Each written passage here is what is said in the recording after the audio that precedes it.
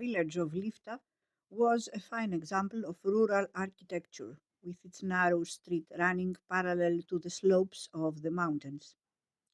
The relative prosperity it enjoyed, like many other villages, especially during and after the Second World War, manifested itself in the construction of new houses, the improvement of roads and pavements, as well as in an overall higher standard of living.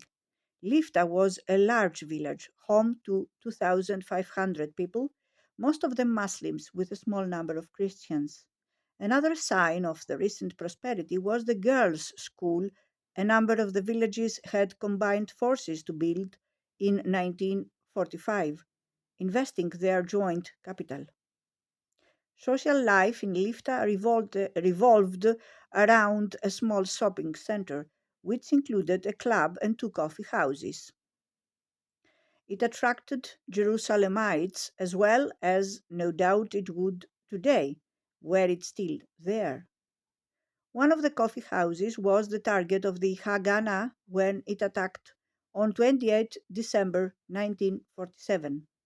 Armed with machine guns, the Jews sprayed the coffee house while members of the Stern gang stopped a bus nearby and began firing into it randomly.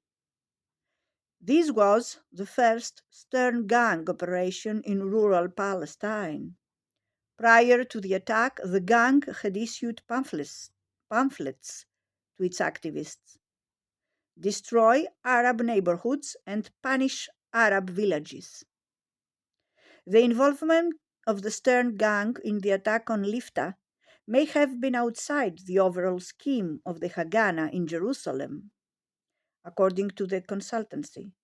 But once it had occurred, it was incorporated into the plan. In a pattern that would repeat itself, creating fait accompli became part of the overall strategy. The Haganah High Command at first condemned the Stern Gang attack at the end of December, but when they realized that the assault had caused villagers to flee, they ordered another operation against the same village on 11 January in order to complete the expulsion. The Haganah blew up most of the houses in the village and drove out all the people who were still there. This was the ultimate outcome of the long seminar. Although the Zionist leadership acknowledged the need for a coordinated and supervised campaign, they decided to turn every unauthorized initiative into an integral part of the plan, giving it their blessing retrospectively. Such was the case in Jerusalem, where sporadic retaliatory actions were systemized into an offensive initiative of occupation and expulsion. On 31st January, Ben Gurion gave direct orders to David Saltiel, the city's military commander, to assure Jewish contiguity and expansion through the destruction of Saich Jarrah, the occupation of other neighborhoods, and the immediate settlement of Jews in the evicted places. His mission was to settle Jews in every house of an evicted semi-Arab neighborhood, such as Romema. The mission was successfully accomplished on 7 February 1948, which happened to fall on a Saturday, the Jewish Sabbath. Ben Gurion came up from Tel Aviv to see the emptied and destroyed village of Lifta with his own eyes. That same evening, he reported jubilantly to the Mapei Council in Jerusalem what he had seen. When I come now to Jerusalem, I feel I am in a Jewish, Ivrit city. This is a feeling I only had in Tel Aviv or in an agricultural farm. It is true that not all of Jerusalem is Jewish, but it has in it already a huge Jewish bloc. When you enter the city through Lifta and Romema, through Machanech Yehuda, King George Street, and Mea Searim, There are no Arabs, 100% Jews. If, ever since Jerusalem was destroyed by the Romans, the city was not as Jewish as it is now. In many Arab neighborhoods in the West, you do not see even one Arab. I do not suppose it will change. And what happened in Jerusalem and in Haifa can happen in large parts of the country.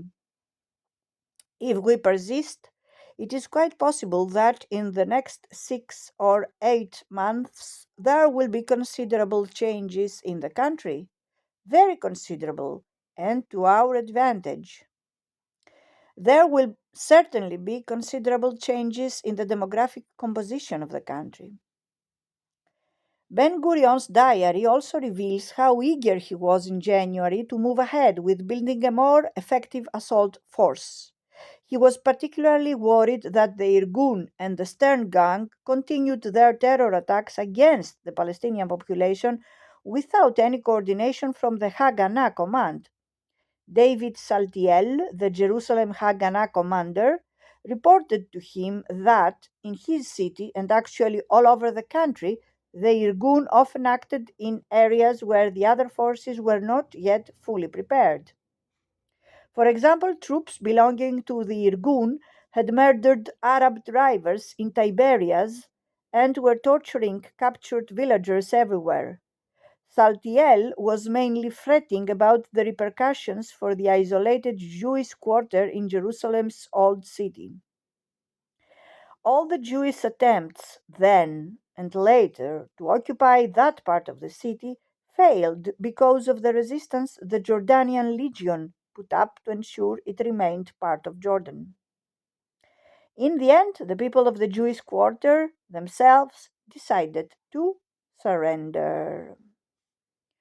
Alon, Yadin, Sadeh, and Dayan, the military professionals in the consultancy, understood the old man, as they affectionately called Ben Gurion, better than anyone else. Any military action, authorized or not, helped contribute to the expulsion of the strangers. When he confided his thoughts to them privately, he added another reason for simultaneously encouraging an official coordinated policy and local unauthorized initiatives. The new intimidation policy had to be connected to the question of Jewish settlements. There happened to be 30 settlements in the UN designated Arab state.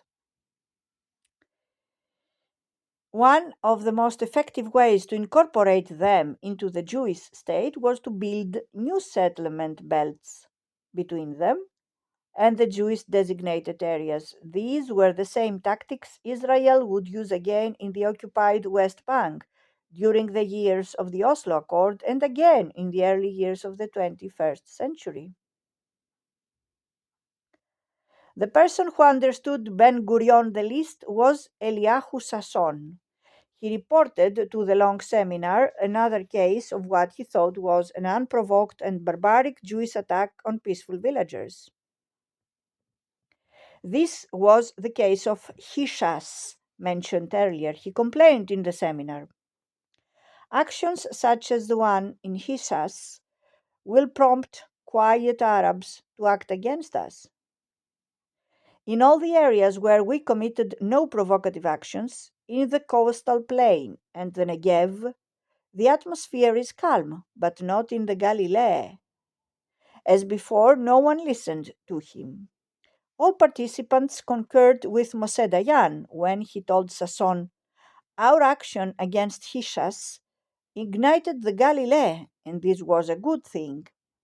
There appears to be no trace of Ben Gurion's earlier reaction to the Hishas operation when he had gone so far as to publish an apology. In the long seminar, he sided with those who welcomed the act, but suggested that actions like this should not be done officially in the name of the Haganah. We need to involve the Mossad, the special branch that would become Israel's secret service, in such actions. In his diary, he laconically summarized the meeting by repeating Alon's words. There is a need now for strong and brutal reaction. We need to be accurate about timing, place, and those we hit. If we accuse a family, we need to harm them without mercy, women and children included. Otherwise, this is not an effective reaction. During the operation, there is no need to distinguish between guilty and not guilty. Hmm. Eliyahu Sasson left the long seminar still believing that he had persuaded Ben Gurion to continue with a selective policy directed against hostile Arabs that would allow friendly areas, most of the country in fact, to remain calm and peaceful. But in the following meetings, we soon find him towing the general line, and he no longer mentions the divide and rule tactics he had championed before, realizing that none of his associates was interested any longer in exploiting distinctions between political forces, but only in expelling as many Palestinians as possible.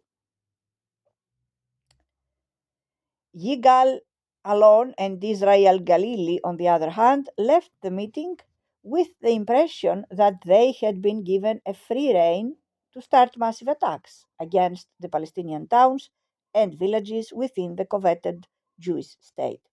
The military men appeared to grasp Ben Gurion's wishes better, or at least assumed that he would not object to more aggressive initiatives on their part.